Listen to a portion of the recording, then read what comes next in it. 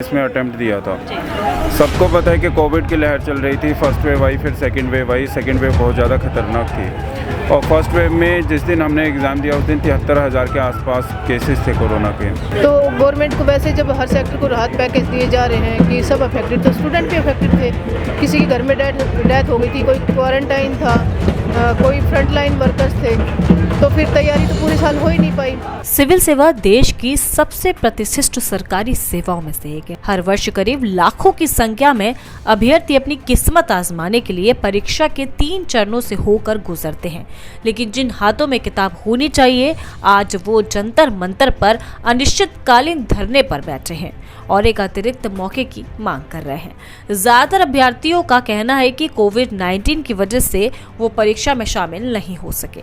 याचिकाकर्ताओं ने कहा कि यूपीएससी के उम्मीदवार अतिरिक्त प्रयास की मांग को लेकर जंतर मंतर पर अनिश्चितकालीन हड़ताल पर बैठे हैं। उनका कहना है कि हम 2020 के अंतिम प्रयासकर्ता हैं और उन लोगों की श्रेणी में आते हैं जो कोविड और डिजिटल डिवाइस जैसे कारकों के कारण तैयारी की कमी के कारण परीक्षा नहीं दे सके।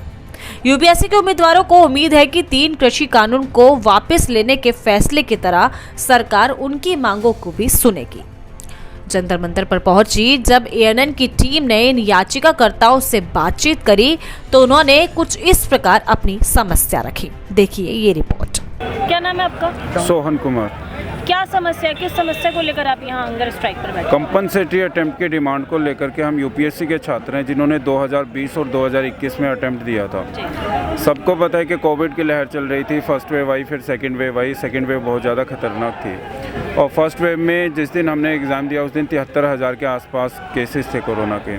उससे पहले एक पिटीशन दायर की गई थी सुप्रीम कोर्ट में जिसमें ये याचना की गई कि एग्ज़ाम को पोस्टपोन किया जाए। तो यूपीएससी ने एग्ज़ाम को पोस्टपोन नहीं किया, मगर उन्होंने ये एग्री किया कि जिनका इस बार लास्ट अटेम्प्ट है एज वाइज या फिर अटेम्प्ट वाइज, उनको एक और अटेम्प्ट कंसीडर करने के लिए सरकार जो है उसमें सोच सकती है। तो इस भरोसे के साथ बच्चों ने परीक्षा नहीं दी 4 अक्टूबर को, 4 दिन के बाद जो परीक्षा थी, और उन्हें विश्वास था कि जो करंट गवर्नमेंट है वो इस बात का बखूबी ध्यान रखेगी और बच्चों को एक और एक्स्ट्रा अटेम्प्ट दिया जाएगा। पर उन्होंने वो जवाब नहीं दिया और फिर दोबारा से पिटीशन लगाई गई। 4 अक्टूबर को जो परीक्षा आपकी थी आपने वो दी थी या नहीं? मैंने दी थी 4 अक्टूबर की परीक्षा। अब अगर मुझे याद है 30 सितंबर को जब वो हियरिंग हो रही थी 1.5 घंटे तक मैंने उसको सुना और मैं बहुत खुश था। क्या नाम है? मैम बबीता। तो बबीता जी, सोहन जी का कहना है कि सरकार ने वादा किया था, वादा करने के बाद सरकार अपने वादे से मुकर रही है। यस तो क्या आप कहना चाहेंगे?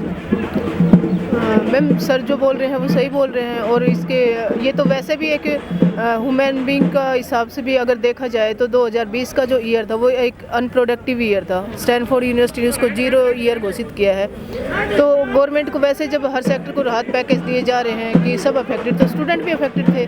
किसी के घर में डेथ हो गई थी, कोई क्वारंटाइन था, कोई फ्रंट लाइन वर्कर्स थे, तो फिर तैयारी तो पूरे साल हो ही नहीं पाई। तो इसके लिए तो खुद ही सोचना चाहिए कि स्टूडेंट को भी एक राहत पैकेज दिया जाए, जो लास्ट अटेम्प्ट है उनको एक एक्स्ट्रा अटेम्प्ट दिया जाए।